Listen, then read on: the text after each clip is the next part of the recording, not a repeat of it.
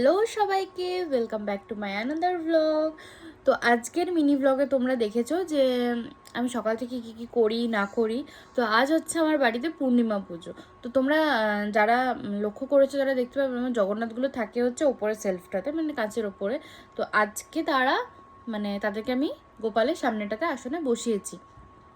তো জগন্নাথ দেবের স্নানযাত্রার যে পর্বটা, সেটা আমি সকালে ঘরে নিজেই করে নিয়েছি।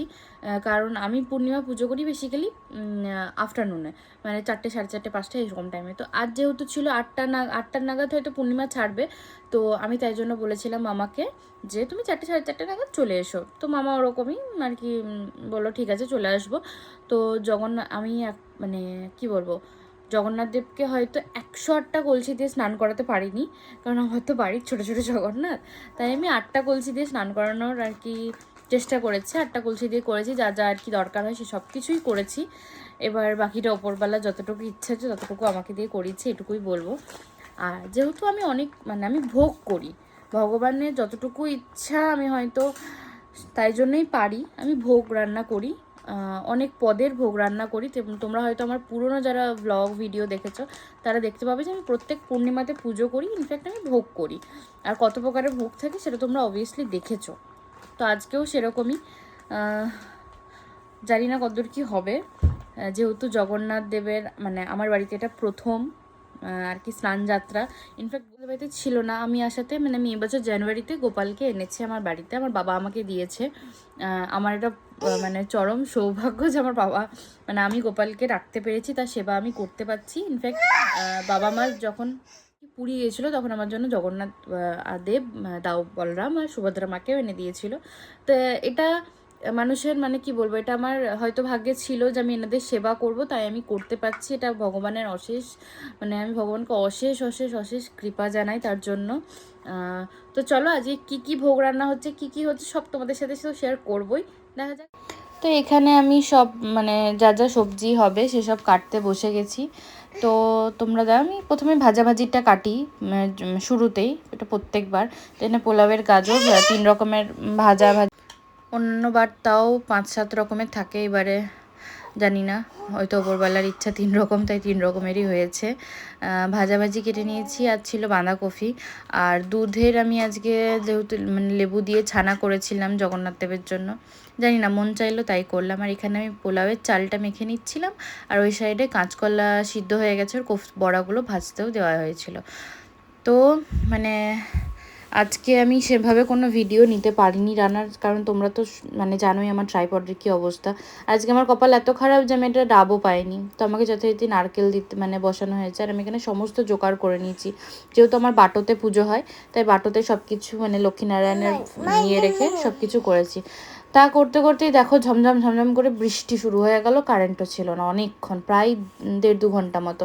তারপরে এলো মামা, পুজোতে বসলেন প্রায় 5টা, 5:30 থেকে। তোমরা বাইরে জানলা দিয়ে মানে দেখতে পাবে কতটা মানে বাজ পড়ছে, বিদ্যুৎ চমকাচ্ছে। আর এখানে আমার বেটুকে দেখো, ঘুম থেকে উঠে ওর বদমাশি শুরু। ও একবার ধুনোচ্ছি, একবার পঞ্চপদীপ, এই নিয়ে ওর বদমাশি চলছে। তো ওখানে মামা পুজো করছে আর এখানে ও আরতি করছে, মানে বিশাল ব্যাপার।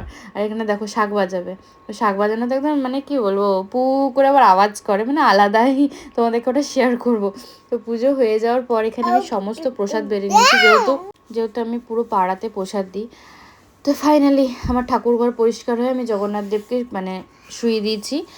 এবারে গোপালকে শোয়ানোর পালা। তো গোপু সোনাকে এবার আমি শোয়াবো, যেহেতু গোপু সোনাকে আমি আমার ঘরেই তার বিছানা করা আছে সেখানে আমি শোয়াই, কারণ বাইরেটা তো খুব গরম, তাই জন্য একটু এসিতেই শোয়াই। এখানে আমার বাসন কোসনও ধোয়া রেডি। ফাইনালি আমি ফ্রেশ হয়ে প্রসাদ নিতে বসেছি।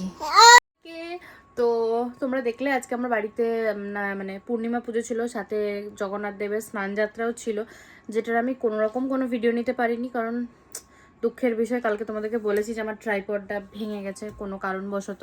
তো তার জন্য আমি একাই যেহেতু বাড়িতে, তাই কেউ নেই ভিডিও করে দেওয়ার মতো। আমি মানে স্নান করাবো না ভিডিও নেবো, এরকম অবস্থা হয়েছিল। তাই তার জন্য আগেই আমি ক্ষমা চেয়ে নিচ্ছি, আমি সেটার কোনো ভিডিও দিতে পারিনি। কিন্তু পরের মানে যতটুকু পেরেছি নিজে নিজে করেছি, তো তাই ক্লিপ নিয়েছি। আর সব থেকে বড়ো কথা, আজকে এত কিছু ভোগ রান্না করা থেকে শুরু করে মানে যা কিছু করেছি আর কি, এটা সত্যি আমার যে হাউস হেল্প আছে বৌদি, উনি না থাকলে হতো না। এই যে আমি ভয়েস ওভার দিচ্ছি, ও এখানে এসে দুষ্টুমি করছে। তো মানে কি বলবো, সারাদিন পর এই জাস্ট মানে একদম আর কি ফ্রেশ হয়ে আমি খাবার নিয়ে এসে বসলাম। বিশ্বাস করো, খাওয়ার যদি আমি আগে খেয়ে নিতাম না, আমি সারাদিন উপোস ছিলাম, আমি চাইলে আগে খাবার খেয়ে নিতে পারতাম, কিন্তু আমি এই কারণেই খাইনি, কারণ আমি যদি আগে খাবারটা খেয়ে নিই তাহলে আমি আর কোনো রকম কোনো কাজ করতে পারবো না।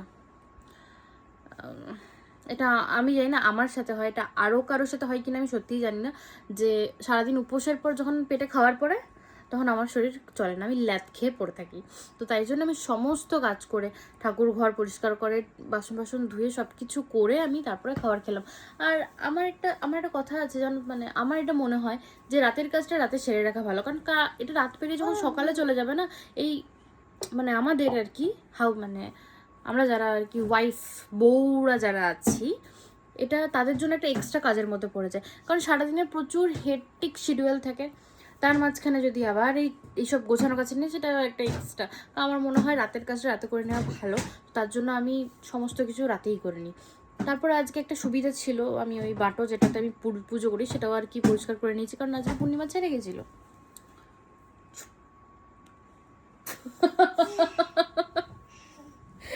খুব মানে শান্ত বলবো না, প্রচণ্ড ছটফটে, প্রচণ্ড দুষ্টু। হ্যাঁ, এটা কি যে ভালো, খুব ভালো বলে আমি সব করতে পারি।